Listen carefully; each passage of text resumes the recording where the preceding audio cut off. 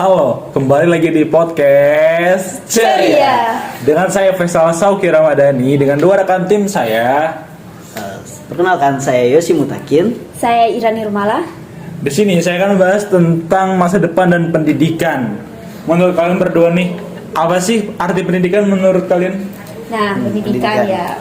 Ya. Arti pendidikan sendiri. Nah, sebelum ke artinya tuh pendidikan saat ini tuh ada formal dan non formal. Nah, itu tuh jadi kayak bukan hanya di sekolah, tetapi kayak di keluarga ataupun di lingkungan masyarakat. Jadi arti pendidikan sendiri tuh apapun yang diajarkan, baik secara misalnya diajarkan perilaku atau apapun, ataupun misalnya materi, itu tuh yang diberikan oleh keluarga, masyarakat, dan ataupun sekolah untuk mengubah pola pikir seseorang.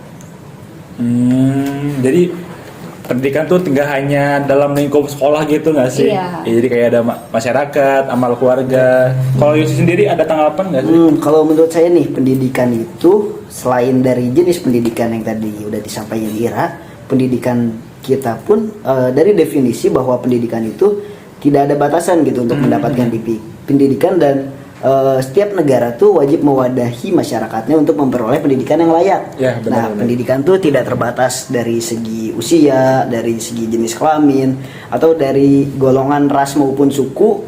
Kita harus satu tujuan dalam pendidikan itu. Walaupun ada permasalahan, mungkin dari permasalahan segi tenaga pengajar, permasalahan terbatasnya akomodasi dan lain sebagainya, tapi kita harus mengedepankan dari tujuan pendidikan tersebut. Ya betul. Masih kayak kakek-kakek yang masih kuliah gitu masih banyak nggak sih? Jadi tidak ada batasan usia gitu. Ada yang udah berumur, kita bilang berumur tapi Benar. masih semangat kuliah, atau bahkan ada di sana yang sudah berkeluarga tapi ada yang masih belajar baca tulis, Ya, gitu. nggak ada batasan lah ya usia. Betul.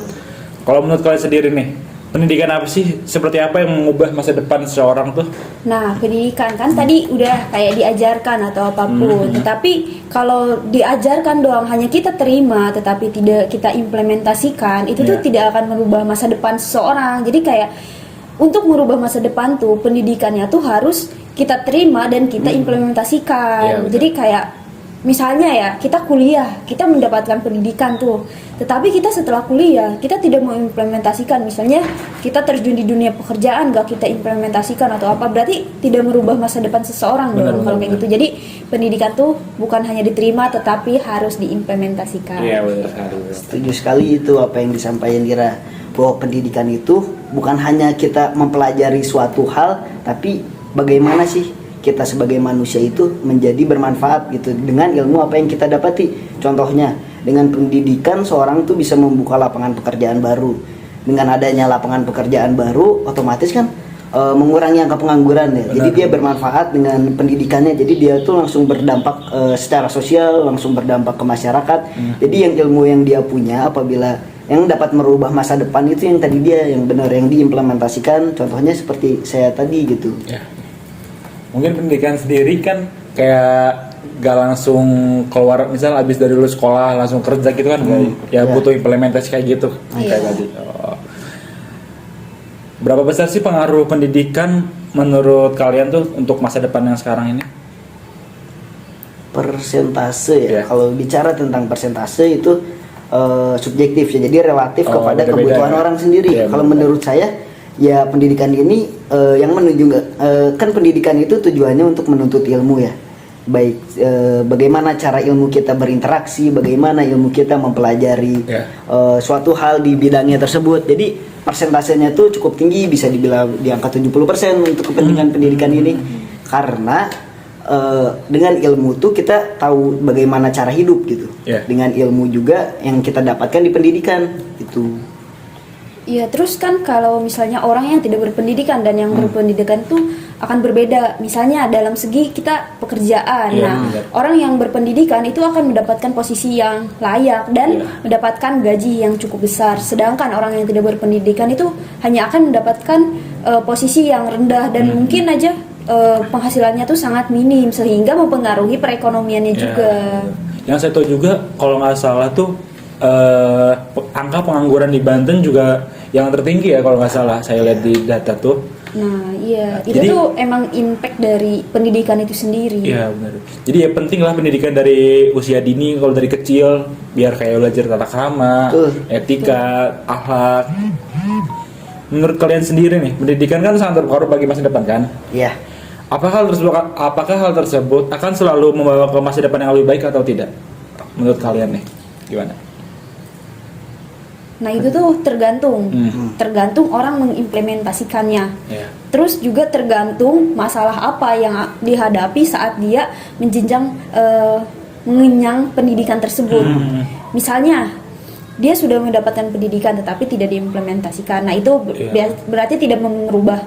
Terus misalnya juga saat dia mengenyang pendidikan tapi misalnya ada contoh nih, kayak di Indonesia tuh masih banyak kasus yang dimana tenaga pengajar tuh yang menyeleweng sehingga benar. anak muda tuh yang sedang melaksanakan pendidikan tersebut tuh malah masa depannya tuh hancur. Karena apa? Karena tenaga pendidik tersebut. Jadi kayak itu tuh tergantung apa yang dia itu laksanakan. ya. Pendidikan itu sebenarnya tidak mempengaruhi ke masa depan dalam tanda kutip pekerjaan, tapi pendidikan itu berpengaruh bagaimana dia secara situasional, kematangan emosinya, kematangan rasa empatinya, dan juga kematangan dia dalam menentukan pola pikir apa yang akan dia hadapi gitu dalam mendapatkan masalah-masalah. Tentunya semakin tinggi jenjang pendidikan seseorang, jenjang pendidikan secara formal, tentu akan banyak juga masalah yang menerpa dia. Nah, pendidikan itu fungsinya selain untuk mendapatkan pekerjaan yang lebih baik juga, walaupun dia tidak pahitnya gitu, dia tidak mendapatkan pekerjaan yang dia impikan dari pendidikan yang udah dia anyam gitu, tapi setidaknya dia sudah mendapatkan kematangan berpikir gitu, kematangan secara emosi, kematangan secara intelektual, dan juga kematangan secara rasa empati dia terhadap masyarakat. Iya benar sekali. Yang pengen saya bahas dari pendidikan kan kayak tadi benar kata Ira yang tenaga pengajar yang sama muridnya sendiri. Iya. Nah, upaya apa sih yang semestinya ditingkatkan untuk mengurangi hal tersebut menurut kalian? Ada nggak sih? Upaya untuk mengurangi apa? Ya tadi kayak tenaga pengajar menghasilkan Tenaga anak. pengajar yang Iya. itu yang kayak menyeleweng dari Iya, dia, benar, jadi benar, sehingga kutip. menghasilkan masa depan Iya. orang yang tersebut. ya berkaitan dengan pendidikan tentunya tidak luput dari masalah tenaga pendidik. Nah, yang saya dapati di Indonesia ini dari jurnal yang telah saya baca bahwasannya hanya 66% guru yang kompeten. Jadi guru yang bagus tuh sebenarnya dari segi kuantitas jumlah guru di Indonesia itu sebenarnya sudah memadai, tapi dari segi kualitas belum. Iya. Karena normalnya tuh tidak di 66% tapi di 80%. Kenapa begitu? Karena gini, optimalnya setiap murid itu diajar, satu orang guru itu mengajar 15 sampai 20 murid. Itu yang diterapkan dari peraturan yang ada di Indonesia, seharusnya seperti itu. Nah, walaupun satu guru ini mengajar bisa dibilang tadi 15 sampai 20 murid, tapi yang harus ditekankan tidak hanya dari segi jumlah, tapi juga kualitas guru.